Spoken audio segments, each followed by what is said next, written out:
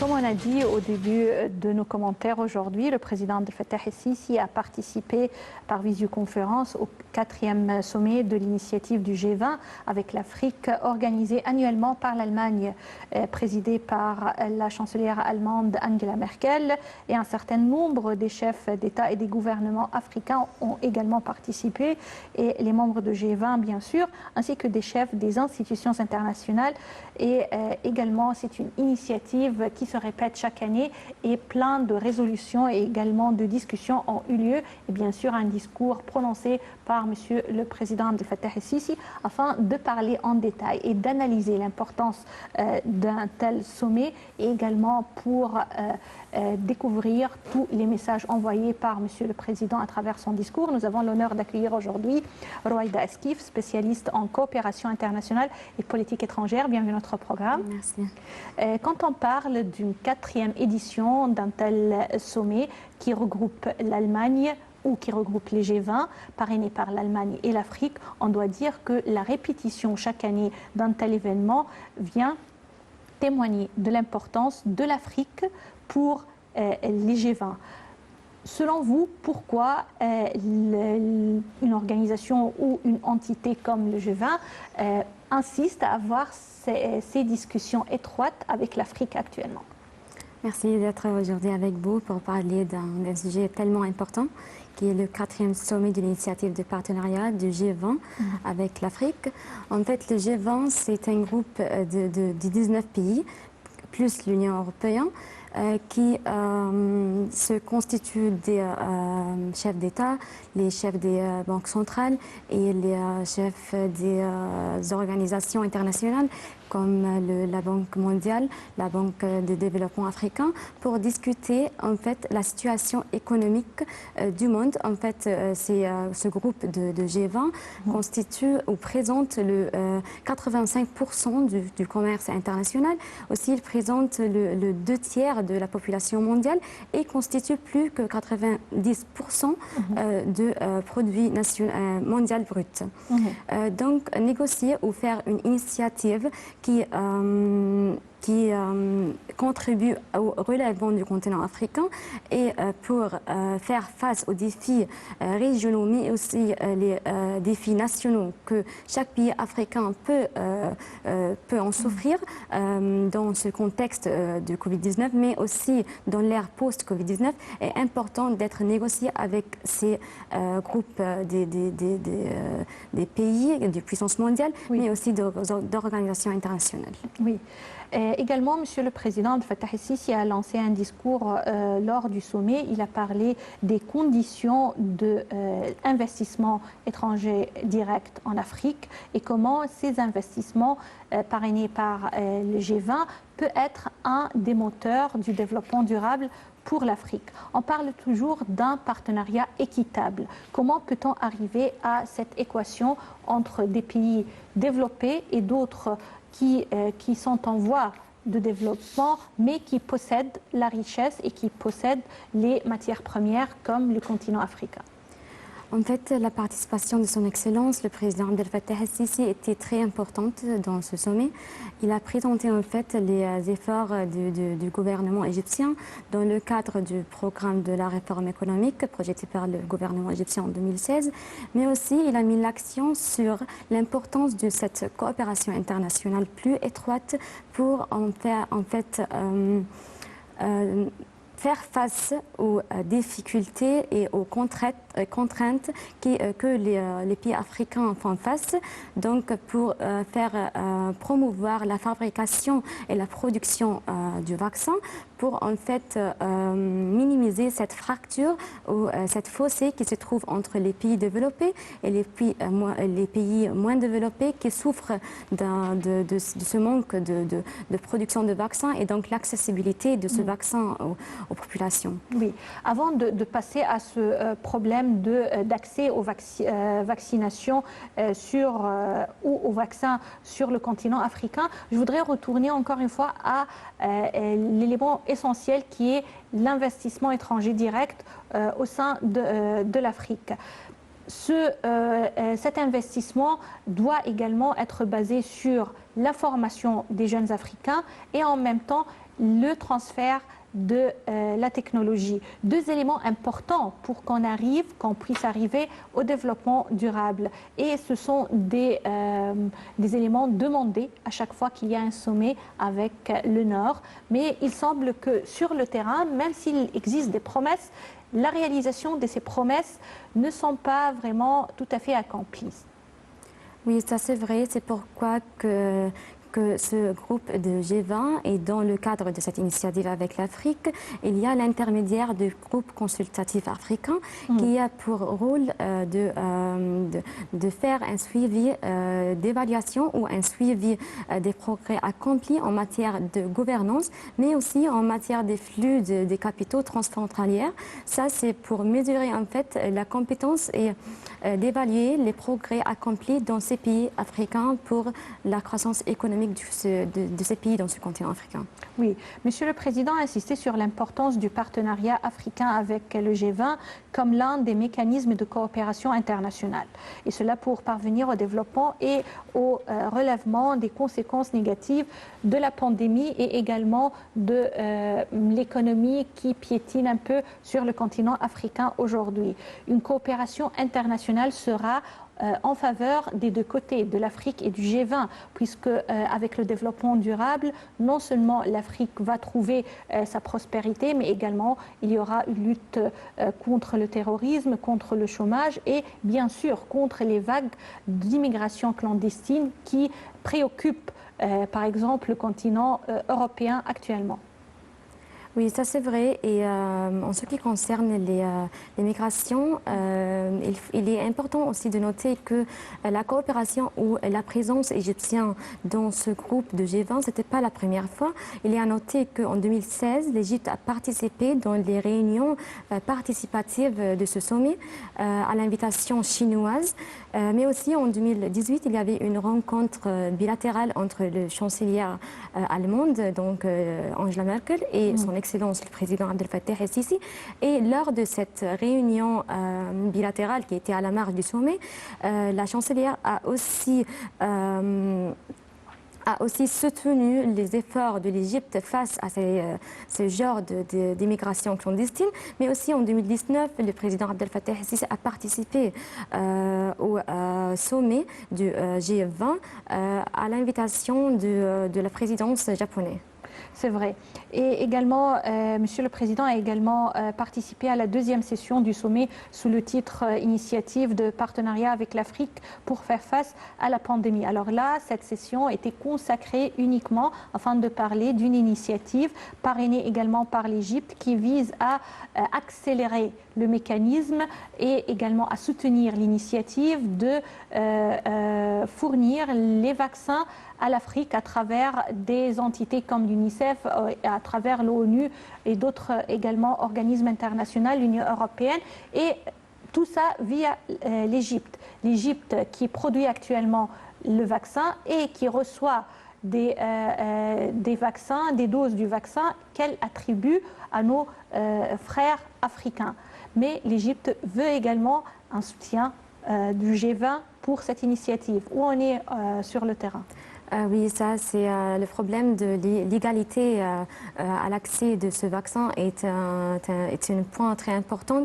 C'est pour cela que les discussions de ce sommet a porté sur l'inégalité d'accès au vaccin pour arriver enfin à un consensus sur l'autosuffisance vaccinale.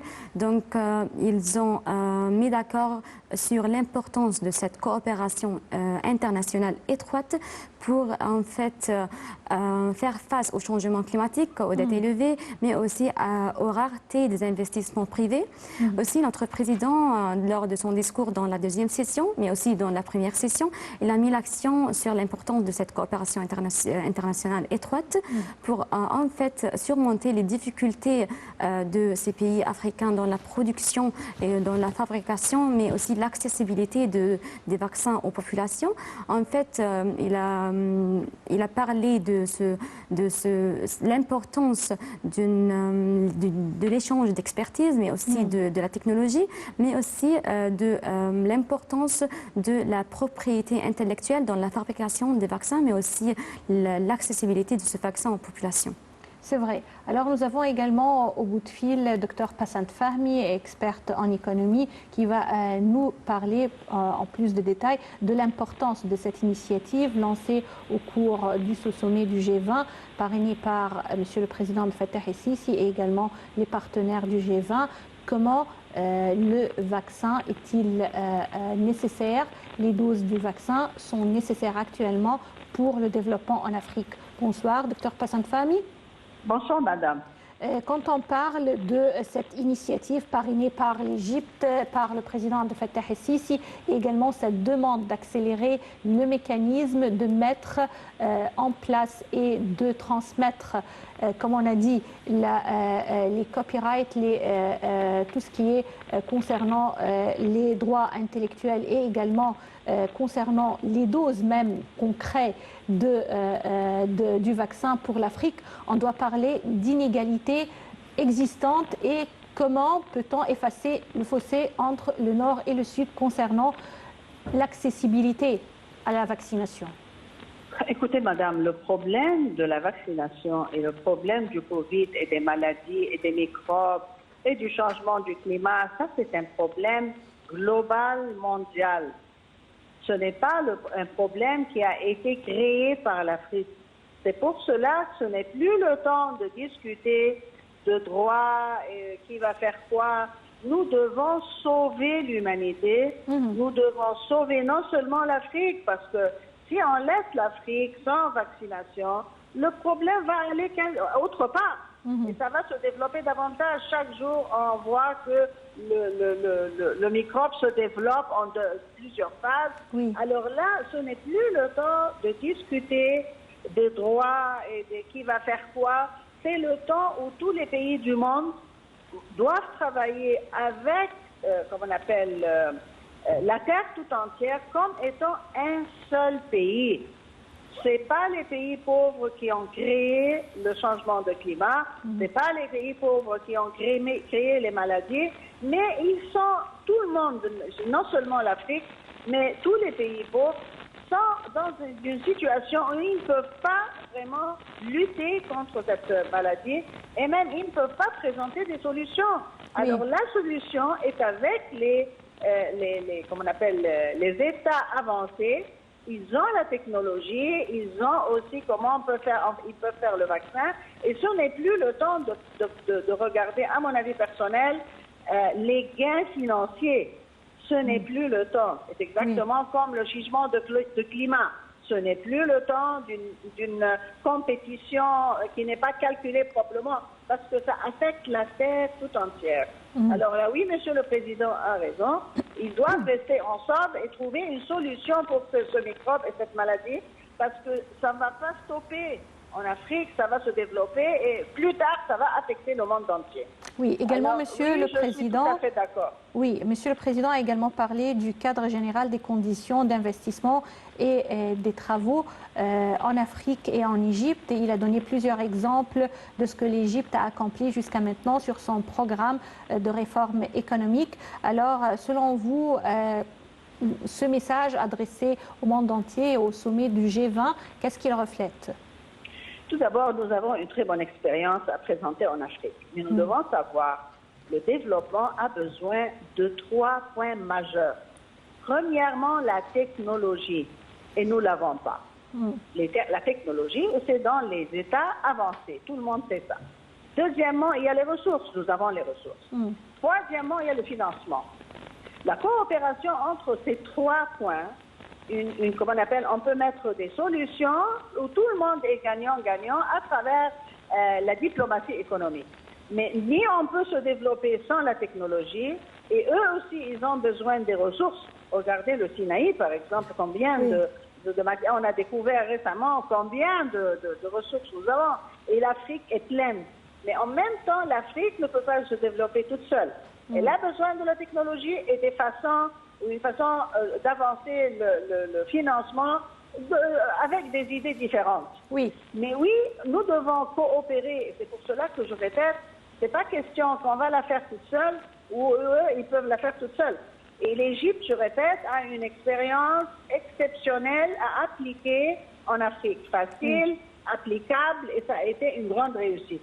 Alors là, oui, la technologie, avec les ressources, avec le financement et à travers la diplomatie économique. Docteur Passan Fahmy, je vous remercie infiniment pour ces explications. Et retour encore une fois à notre invité, Rouaïda Eskif, spécialiste en coopération internationale et politique étrangère. Quand Monsieur le Président a parlé des conditions d'investissement étranger direct sur le continent africain et spécialement en Égypte, quand il parlait de notre programme de réforme économique, selon vous, quels sont les points les plus importants de ce programme cité par Monsieur le Président?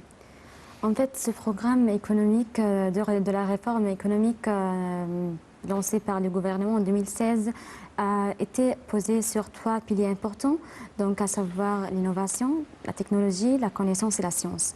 Ces 3 piliers importants ont pour but de faire ou de mettre en œuvre un système économique compétitif, diversifié, mais aussi un système social basé sur l'interdépendance, la justice, mais aussi le concept du partenariat et aussi un système environnemental basé sur la préservation des ressources naturelles et humaines. Oui, l'écosystème. Alors là, quand on parle de la biodiversité, de l'écosystème, de l'accessibilité à la vaccination, quand on parle de ces termes de l'économie verte, ce sont des termes nouveaux pour le continent africain, mais qui vont aboutir à la fin à ce développement durable et qui doivent être soutenus par des entités comme le G20 parce qu'ils ont l'expérience concernant des dossiers pareils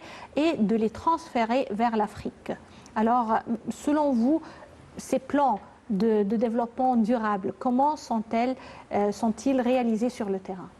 Sur le terrain africain ou en Égypte, on prend le cas de l'Égypte. En fait, la vision d'Égypte 2020-2030, qui est plutôt centrée sur le citoyen, a pour but de faire une société plus durable et plus résiliente qui peut faire face avec flexibilité au développement et au changement géopolitique, à savoir les changements géopolitiques régionaux mais aussi internationaux.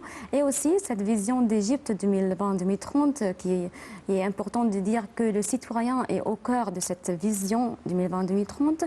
Aussi, elle tend à faire adapter le citoyen égyptien au changement social, mais aussi au changement économique et aussi de la santé, à savoir la pandémie du Covid-19. Donc, c'est plutôt une vision qui vise à une société plus durable et plus flexible face aux changements, tous ces changements-là. Oui. Alors, pour arriver à ce développement durable, l'Égypte a adapté et adopté 2 plans très importants. La première, c'est l'inclusion financière pour tous les Égyptiens, ce qui mène à la bonne gouvernance, et également un soutien des programmes de micro, petites et moyennes entreprises. Et ce sont 2 éléments qui vraiment ont aidé l'Égypte à traverser la crise du Covid-19 avec le minimum de pertes et de dégâts, ce qui a été également cité par les institutions financières internationales. Ces éléments qui sont bien sûr le plan de la réforme économique égyptien actuellement. Comment peut-on vraiment venir au bout de la réalisation de ces éléments qui ont vraiment donné des résultats positifs jusqu'à maintenant, mais qui méritent également d'être poussés au fond? Je vais mettre votre question au relief de l'initiative de notre sujet d'aujourd'hui, donc l'initiative de G20. Il est important de dire que le but principal du pacte avec l'Afrique a pour but de promouvoir les réformes macroéconomiques, commerciales, financières et aussi celles liées à l'entrepreneuriat afin d'attirer davantage les investissements directs étrangers aux pays du continent africain, mais aussi en ce qui concerne l'infrastructure. Donc rendre les pays du continent africain plus attrayants aux investissements étrangers va en fait promouvoir cette croissance économique dans les pays du continent africain. Oui, mais il faut paver le chemin chemin avant de dire venir investir. Est-ce que c'est que l'Égypte a fait jusqu'à maintenant? Oui, c'est vrai. Rouaïda Eski, vous êtes spécialiste en coopération internationale et politique étrangère. Je vous remercie infiniment pour ces explications. Chers téléspectateurs, c'est ainsi qu'on termine notre édition pour aujourd'hui de Direct. Rendez-vous demain, une nouvelle équipe. Passez d'excellents moments avec la suite de nos programmes sur NLTV International. Au revoir.